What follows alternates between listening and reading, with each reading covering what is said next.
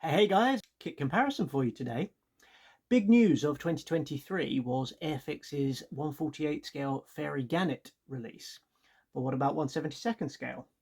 We have Revell's kit and Sword's kit. Let's take a look. Let's start with the Revell kit then. So this is the Fairey Gannet AS Mark 1 to 4. On the side then we have some photos of an actual Gannet, which is pretty cool. Doesn't really help to show what the model looks like, but nevertheless pretty cool. Let's take a look inside the box. So everything comes in a big bag like this, which of course we can undo and have a look at the sprues. So here's our sprues then. So 3 main sprues, and again here's my hand for scale, and then we have our clear parts sprue. Here it is. So it's relatively thick, reasonably clear. Bearing in mind, we know 1/72 scale, you're never going to get that gorgeous, wonderfully crisp, clear, thin plastic in this scale. But looks pretty good. Then let's take a look at the main sprue of the wings then. So you can see, let me get that in the light. There we go. We've got some lovely crisp detailing there. And then the upper surfaces. Very nice indeed. Then we have the Bombay. And if we come across, there's the Bombay doors. Very nice indeed.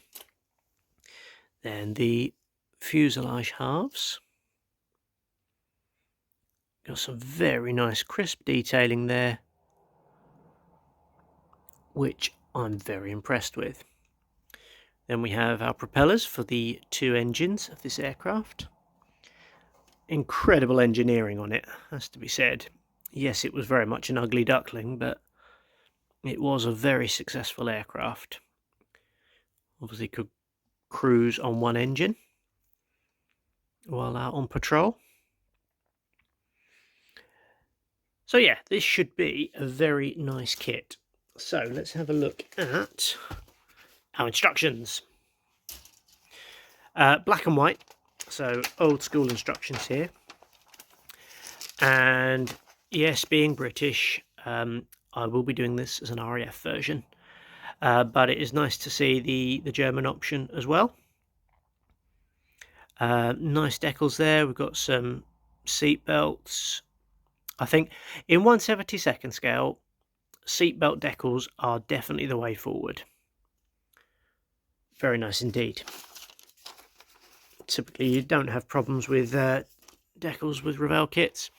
Like I say, we do have our old school instructions. Got our sprue maps, very nice. And we start this kit with the Bombay, which makes a change. It's nice to see that. Normally we always start with the cockpit, but no, on this one we're starting with the Bombay. And it looks like the reason why is because that's going to be the inner section of the fuselage, the spine of the build, if you like, where you then build your cockpit, and the fuselage halves then go around that. So yeah, you can see that here. Obviously we've got the option of wheels up and wheels down, and also radar down. So different options there, be aware of that. We've got the time call out to say how long you need to let that dry for. We've got separate ailerons, which is good. Separate rudder as well. Sorry, elevator. The rudder is separate as well. Then the wings go on, and basically you have your Gannet by stage 15. Then we come across, And we've got the option of flaps down here, which is kind of cool. Then we've got our exhaust coming out of the fuselage, undercarriage. Again, paying attention to which option you're going with. And again, so you've got the wheels down as the first stage, and then you've got wheels up as the second. If you want your bomb doors open, which I do, because, you know, we want to see that, that's cool. Or you've got your bomb bay closed. Then we have our canopy options. And then the propellers go on. All in all, rather nice. Looks fairly straightforward. I mean, this isn't a huge aircraft. So there's your German version. And then on the other side, there is your RAF version. So I think that should make up to a really nice kit, particularly in 1/72 scale. We also have the sword kit though. So let's take a look at that now. This one is the AEW3. And you can see you've got this huge radar dome underneath, and you've not got the crew sort of outside, they're sort of inside. I've heard people describe this as the most attractive of the Gannets. Yeah, if anything, I'd say it was uglier, but anyway. You've got some really nice box art here depicting the aircraft coming in to land on an aircraft carrier. Very nice indeed. Let's take a look inside the box. So inside you have your typical from Sword jiffy bag with all your bits in it. Now, because I've not been able to find a 1/72 scale Gannet that has fold-up wings, I have purchased this photo etch part, Fairey Gannet wing fold for 1/72 scale.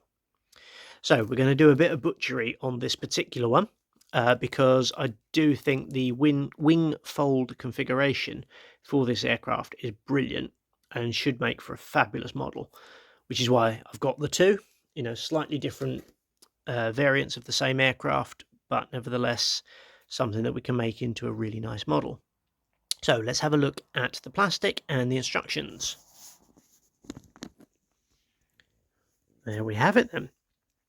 So we've got the two sprues, and here you can see how crisp the detailing is on the wings. Bearing in mind Sword are a short run kit, you have to be aware of what you're getting, but I think this is really nice. People speak, you know, not very highly, but I think they're really good kits. They quite often depict aircraft that are not so well known, shall we say, not often depicted in model form. And yeah, I think you can see it's not quite as crisp as the Revell kit, but it's crisp enough, and a skilled modeler should be able to get around some of the shortcomings of this kit. But you've got two very nice sprues there. Obviously we're going to have to do some butchery on the wings. You also get, and this comes in the kit, unlike the Airwaves set that I bought, got some resin interior parts, which should make for a really nice interior. You've got the clear part sprue, and obviously because you've just got the one cockpit and then the window areas, this aircraft, the crew were focused mainly on the radar screen in front of them. You also get the photo etch parts there. Now these, like I say, do come in the kit itself, so that's nice. Then let's take a look at the decal options. So you can see the black and yellow bumblebee from the box art even. But yeah, we've got at least 2 naval schemes there. I think it is just the 2. Very nice indeed. Looking very crisp, all happy, good. Instructions then, like I say, short run style. What we get is your sprue map, details of what photo etch parts we get, resin parts, clear parts, etc. Then we have details on how to mask. Very nice. So obviously we do get a mask set in there somewhere. So we do start with the cockpit on this one. Obviously, instead of a giant bomb bay, we end up with a whacking great radar dome. So it's not really a surprise that you've not got the main spine of the aircraft being built first.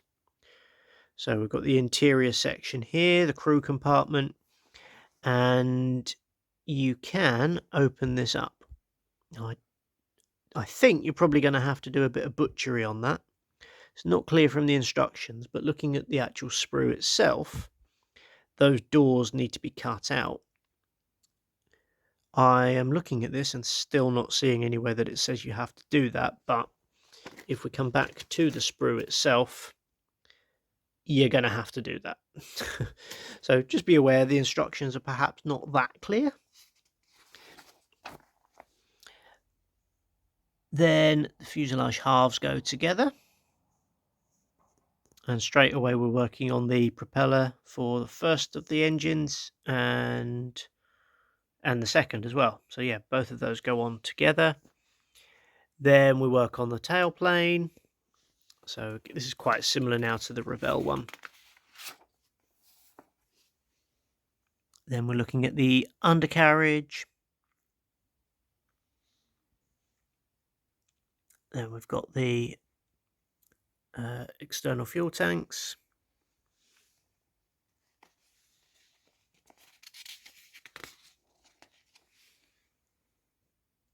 So relatively straightforward, not the most difficult of builds, not the clearest of instructions, I have to say. And we've got our stencil data and our rigging. Rather nice. Got some more stencil data. And much like the Revell one, we've got our black and white call out for the scheme options. So that's the box art one. That's the one I'll be doing, because that will contrast nicely with this one, which is very similar to the one I'll be doing with the Revell kit. So if you found this useful, then please do subscribe. And yeah, it'd be great to have you along for some of the other builds and reviews that we're going to do. And yeah, if you found this useful, please do join for the build video. Catch you next time, guys. Bye.